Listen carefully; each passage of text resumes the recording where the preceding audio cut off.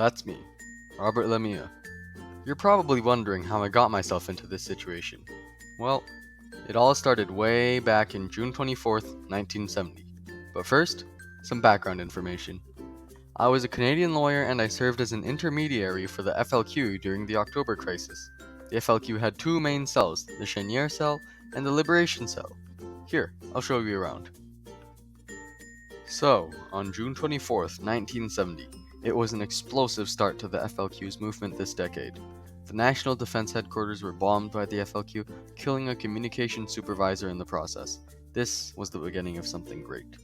On July 12th, a car parked outside of a Bank of Montreal in downtown Montreal was filled with 150 pounds of dynamite, but was unfortunately defused before it could explode.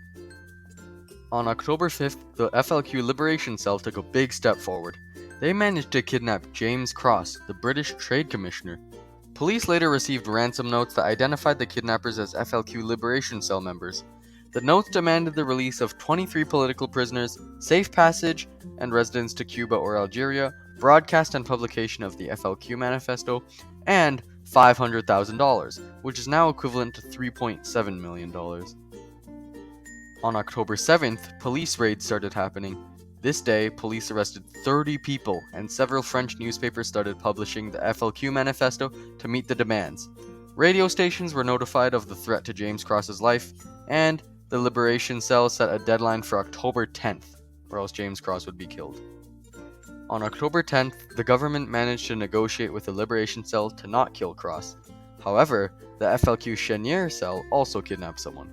They kidnapped Pierre Laporte, Quebec Minister of Labour and Minister of Immigration, after the demands were not met by the deadline that just passed.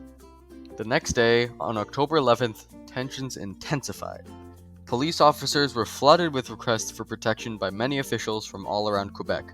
Unfortunately, I, the great separatist, Robert Lemieux, was arrested on this day. The FLQ Cheniere Cell threatened to kill Pierre Laporte, and thus all FLQ demands were met by 10 p.m. Spoiler alert, they weren't.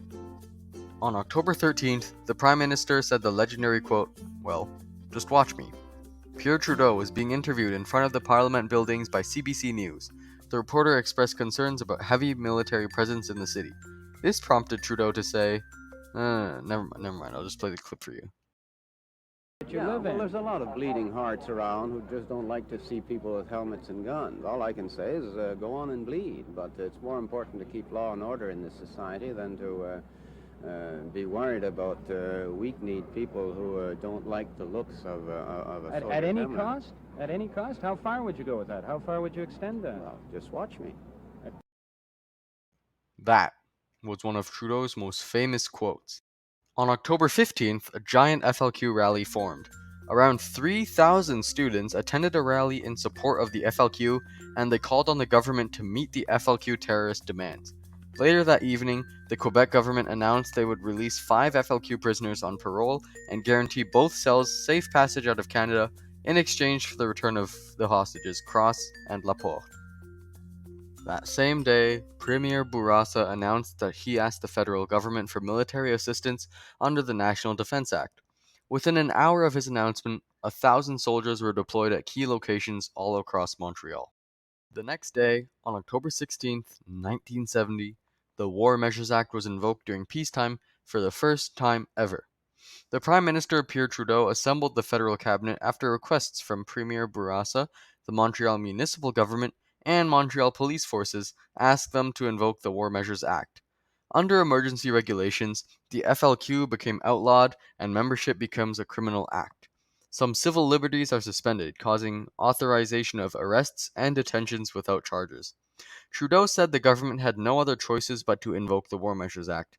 Some politicians disapproved of invoking the act, such as former Prime Minister John Diefenbaker. He stated that such drastic measures were unnecessary for something so unimportant. Public opinion polls indicated a vast majority of Canadians supported the invocation of the War Measures Act, though. On October 17th, Pierre Laporte was found dead. Laporte's body was found in the trunk of an abandoned car near the St. Hubert Airport, and he died from being strangled. More than 250 people had been arrested already since the invocation of the War Measures Act just the day before. On October 20th, Laporte's funeral was held at Montreal's Notre Dame Basilica. By the time of the funeral, police had already conducted 1,628 raids under the War Measures Act.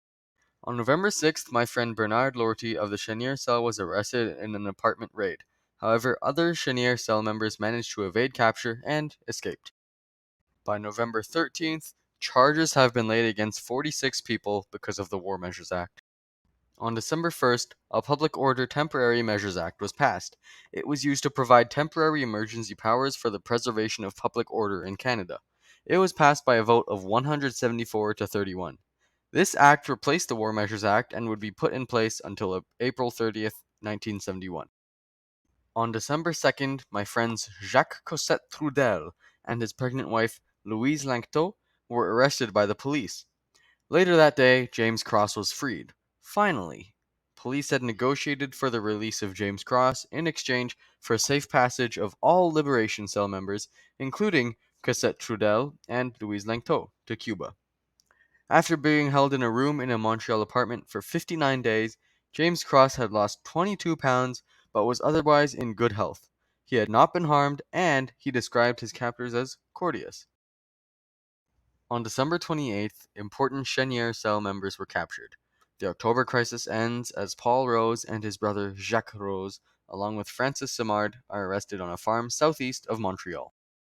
On January 4th, 1971, all military troops were withdrawn from Quebec, but the Public Order Act remained in effect until April 30th, 1971, as planned. On February 2nd, 1971, a House of Commons report revealed that 497 people were arrested under the War Measures Act, 435 of which were released, and 62 were charged with criminal offenses. Everyone eventually got caught within the next 11 years as they slowly returned from exile in Cuba. The last exiled terrorist, Yves Langlois, was caught in 1982 after he tried to return to Canada. Well, anyways, that's the end of my October crisis story, and I hope you enjoyed.